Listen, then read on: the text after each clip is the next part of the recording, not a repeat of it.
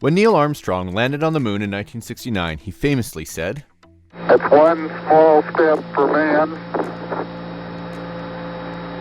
one giant leap for mankind." Another gigantic leap forward for the human species happened just 2 years later, though a lot less people knew about it, and the message was a lot less intelligible. The message was QWERTY-OPE. This message, presumably made by a person typing from left to right across the top row of their keyboard, became the very first email in 1971. And probably, given the significance of the moment, he wishes he'd thought of something more profound to say. QWERTY-OPE was sent by computer engineer Ray Tomlinson to himself from one computer to another in the same room. In many ways, this tiny message signaled the beginning of the digital age.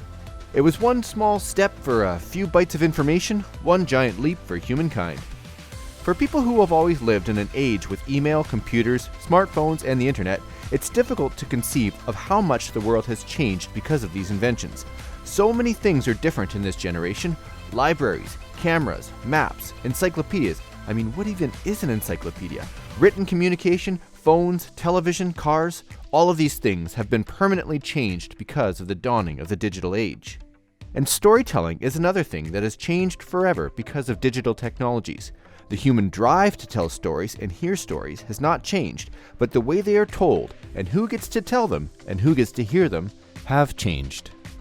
The internet has made worldwide connection so much more possible. You don't need a publisher to find an audience for your novel. You don't need to be a news producer to report on an event. You don't need to be an expert to gain a following. You just need to find a community that cares about what you care about and connect with them. Stories can now be shared instantly around the world at the speed of light and go viral until millions or even billions of people have connected with them. Anyone can be a storyteller to anyone, anywhere.